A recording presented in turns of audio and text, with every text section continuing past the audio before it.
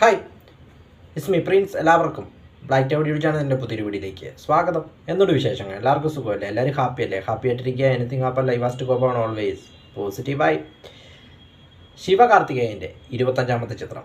അപ്പോൾ അതിൻ്റെ title teaser അണിയർ പ്രവർത്തകർ യൂട്യൂബ് ചാനലിലൂടെ പുറത്തുവിട്ടു.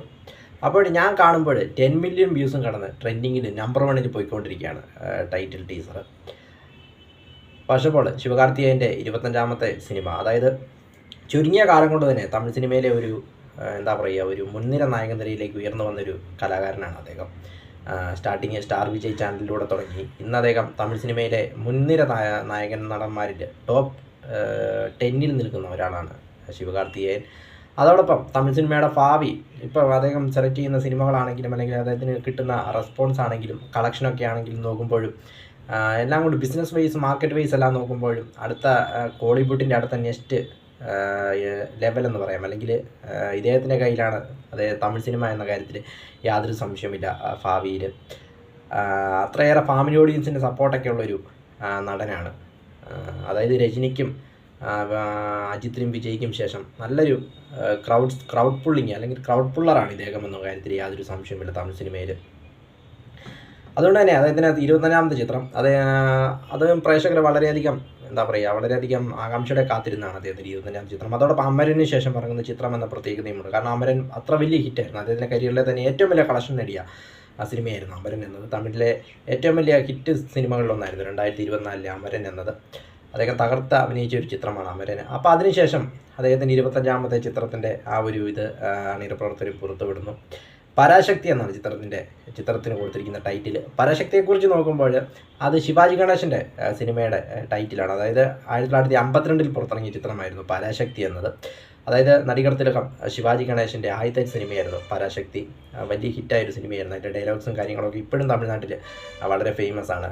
പരാശക്തി കരുണാനിധിയാണ് അതിൻ്റെ ഡയലോഗ്സും കാര്യങ്ങളൊക്കെ എഴുതിയത്. അപ്പോൾ ആ ഒരു ടൈറ്റിൽ തന്നെയാണ് ഇതിനും വെച്ചിരിക്കുന്നത്. ഇതിൻ്റെ ഡയറക്ടറിനെ കുറിച്ച് നോക്കുമ്പോൾ സുധാ കൊങ്കാര, അതായത് സൂര്യ റിപ്പോർട്ടറിൻ്റെ ഡയറക്ടർ, സൂര്യയെ വെച്ച് വലിയൊരു ഹിറ്റ് കൊടുത്ത സൂര്യ റിപ്പോർട്ടറിൻ്റെ ഡയറക്ടർ സുധാ കൊങ്കാര നല്ല ഡയറക്ടറിനെ കുറിച്ച് നോക്കുമ്പോൾ നല്ല ഡയറക്ടറിനെ കുറിച്ച് നോക്കുമ്പോൾ സുധാ കൊങ്കാര അല്ലെങ്കിൽ അവരുടെ ചിത്രങ്ങളെല്ലാം വളരെയധികം പ്രേക്ഷക പ്രശംസ നേരിടുന്ന ചിത്രങ്ങൾ, പ്രശംസ നേടിയെടുക്കുന്ന ചിത്രങ്ങളാണ്. സൂര്യ റിപ്പോർട്ടറൊക്കെ അതിന് ഉദാഹരണം എന്ന് പറയാം. മികച്ച ചിത്രമായി തിരഞ്ഞെടുക്കപ്പെട്ടിരുന്നു സൂര്യ റിപ്പോർട്ടർ. അപ്പോൾ മറ്റൊരു പ്രത്യേകത എന്താണെന്ന് വെച്ചാൽ സൂര്യയ്ക്ക് വേണ്ടിയാണ് അവർ ഈ കഥ സൂര്യയ്ക്ക് വേണ്ടിയാണ് അവർ ആദ്യം ഈ കഥ തയ്യാറാക്കിയത്. പക്ഷേ പിന്നീട് സൂര്യ 43 എന്ന ലെവലിൽ ഇത് സൂര്യ 43 എന്ന അനൗൺസ്മെൻറ്റൊക്കെ നടത്തിയിരുന്നു. പക്ഷേ പിന്നീട് എന്തുകൊണ്ടോ സൂര്യ ഈ ചിത്രത്തിൽ നിന്ന് മാറുകയും പിന്നീട് ശിവകാർത്തികേയനെ കാസ്റ്റ് ചെയ്യുകയും ചെയ്യുകയായിരുന്നു. അപ്പോൾ ടീസർ കണ്ടപ്പോൾ സൂര്യ ഇതിൽ നിന്ന് മാറിയ ടീസർ കണ്ടപ്പോൾ അല്ലെങ്കിൽ സൂര്യയ്ക്ക് മികച്ച ഒരു നഷ്ടമായിരിക്കുമെന്ന കാര്യത്തിൽ യാതൊരു സംശയമില്ല. എനിക്ക് ടീസർ കണ്ടപ്പോൾ അങ്ങനെയാണ് തോന്നിയത്. പിന്നെ മറ്റ് താരങ്ങളെക്കുറിച്ച് നോക്കുമ്പോൾ അഥർവയുണ്ട്, ശ്രീലീല, അതായത് മഹേഷ് ബാബുവിൻ്റെ ഗുണ്ടൂർക്കാരം, അതോടൊപ്പം പുഷ്പ 2 അഭിനയിച്ച ശ്രീലീലയുണ്ട്. മറ്റേ അല്ലു അർജുൻ്റെ പാട്ടിനകത്തൊക്കെ ഉണ്ടായിരുന്ന ശ്രീലീല, കിസ് കിസ് ആ സോങ്ങിനുണ്ടായിരുന്ന ശ്രീലീല, അവരൊക്കെ ഉണ്ട്. പിന്നെ മറ്റൊരു പ്രത്യേകത എന്ന് വെച്ചാൽ നെഗറ്റീവ് റോളിൽ ഇതിന് വില്ലൻ റോളിൽ വന്നിരിക്കുന്നത് ജയൻ രവി, അതായത് ഇപ്പോൾ പേര് മാറ്റി രവിമോഹൻ എന്നാക്കിയിരിക്കുന്ന ജയൻ രവിയാണ് ഇതിൻ്റെ നെഗറ്റീവ് റോളിൽ വന്നിരിക്കുന്നത്. അതുകൊണ്ട് തന്നെ ഈ ഒരു കോമ്പിനേഷനെ സംബന്ധിച്ചിടത്തോളം പ്രേക്ഷകർക്ക് കാണാനൊരു ഫ്രഷ്നെസ് ആയിരിക്കും. കാരണം ഒരു ഭാഗത്ത് നായകനായിട്ട് ശിവകാർത്തികേയൻ നിൽക്കുന്നു, മറുഭാഗത്ത് വില്ലനായിട്ട് ജയൻ രവി അല്ലെങ്കിൽ രവിമോഹൻ നിൽക്കുമ്പോൾ അത് തന്നെ പ്രേക്ഷകരെ സംബന്ധിച്ചിടത്തോളം വളരെയധികം ഒരു ഫ്രഷ് ഫാക്ടറായിട്ടായിരിക്കും ഈ ചിത്രത്തിൽ നൽകുക എന്ന കാര്യത്തിൽ യാതൊരു സംശയമില്ല. ഏതായാലും ഒരു കോളേജ് വൈസ് കാലഘട്ടത്തിൽ നടക്കുന്ന ഒരു കഥ, അവിടെ നടക്കുന്ന കഥയും കാര്യങ്ങളും, പിന്നെ അദ്ദേഹം ആ കൈ ഉയർത്തി കാണിക്കുന്ന സീക്വൻസൊക്കെ കണ്ടപ്പോൾ എവിടെയോ ഒരു വിജയുടെ ഒരു ടച്ച് എനിക്ക് തോന്നി.